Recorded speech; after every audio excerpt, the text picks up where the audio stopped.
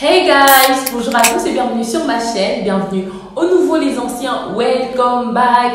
Alors aujourd'hui on se retrouve pour une nouvelle vidéo, mais avant ça, si tu es nouveau ici et que tu n'es pas encore abonné, je t'invite à t'abonner et à activer la cloche de notification. Comme ça, à chaque fois que je posterai une nouvelle vidéo, tu recevras une notification. Alors aujourd'hui on se retrouve pour un nouvel épisode de notre longue série Méditons les personnages. Et cette semaine, on continue avec l'histoire de Ruth. Donc si tu es bien installé, que tu as ta Bible, un stylo, un carnet, des crayons de couleur, une tasse de thé ou de café, let's go! Pour ceux qui n'ont pas regardé la dernière vidéo, je vous la mets là en description. Je ne vais plus revenir sur l'histoire de Ruth parce que je l'avais déjà bien raconté dans la première partie. Du coup, si tu as manqué, tu sais quoi faire. Donc, on a vu qu'après avoir perdu son mari et ses deux fils, Naomi a décidé de retourner à Bethléem. Aujourd'hui, on va faire un zoom sur le départ de Naomi. Et on va parler relation. Alors, quand Naomi a décidé de retourner à Bethléem, ce qu'elle a fait, c'est qu'elle a libéré ses belles-filles. Elle leur a dit que voilà, j'ai plus rien à vous apporter. C'est mieux que vous rentrez chez vos parents, remariez-vous, allez-y en fait.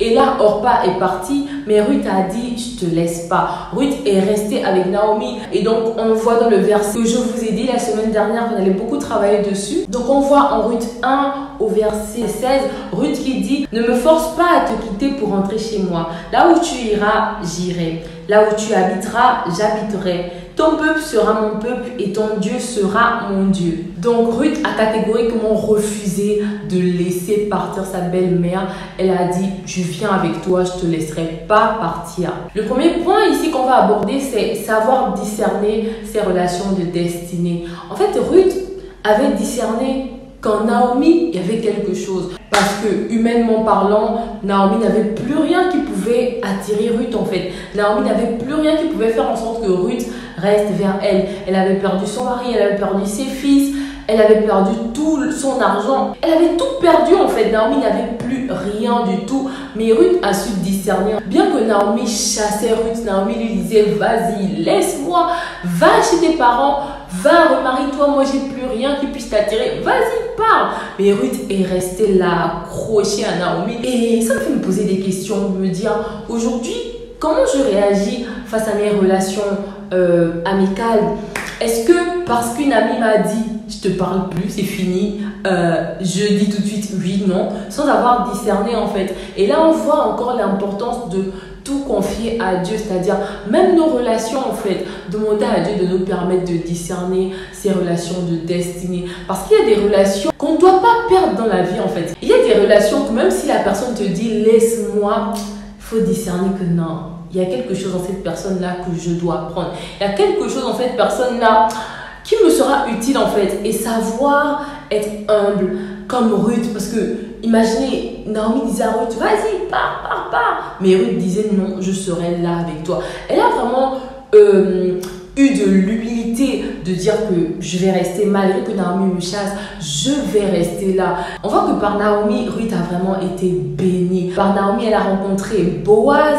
Avec Boaz, ils ont eu un fils qui était le père de Jésé. Jésé qui est le père de David. En gros, Ruth s'est retrouvée dans l'arbre généalogique de Jésus. Jésus est un des descendants de Ruth. Parce que Ruth n'a pas négligé sa relation avec Naomi. Si Ruth était partie comme Orpa, elle n'aurait pas connu Boaz. Et même dans le plan de Dieu d'envoyer Jésus, on voit que Ruth a été d'une très grande utilité. Ruth a joué un grand rôle. Elle n'aurait pas joué ce rôle-là si elle avait négligé sa relation avec Naomi. Elle n'aurait pas joué ce rôle-là si elle n'avait pas discerné que sa relation avec Naomi était une relation de destinée. Non pas une relation d'une saison, mais une relation de destinée. Waouh! Comme quoi, en fait, Dieu pour nous bénir, il passe par des gens, en fait. Dieu ne va pas envoyer sa bénédiction du ciel. Il passe par nos relations, en fait. Voilà pourquoi c'est important de prier, de consacrer ses relations à Dieu, de demander à Dieu de nous montrer quelles sont nos relations de destinée. On sait qu'aujourd'hui, là, quand on commence avec une amie à papoter, je ne te rends même pas compte à quel point cette amie-là est rentrée dans ton intimité. Tu n'as même pas eu le temps de prier, de demander à Dieu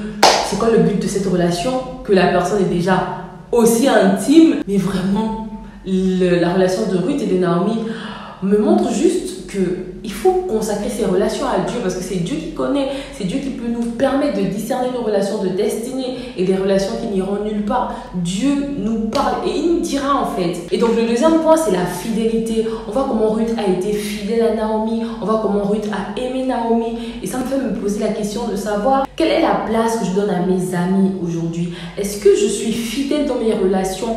Et aujourd'hui, en fait, on voit comment Ruth a été récompensée par sa fidélité à Naomi, par sa fidélité dans la relation qu'elle avait avec Naomi. Et je me dis juste que Dieu récompense la fidélité. Comme il a récompensé Ruth parce qu'elle a été fidèle à Naomi, Dieu récompense la fidélité. Donc voilà, c'est tout pour aujourd'hui. On se retrouve prochainement pour une nouvelle vidéo. D'ici là, portez-vous bien. Sachez discerner vos relations de destinée et soyez fidèles. Je vous fais plein de bisous et à la prochaine pour une nouvelle vidéo.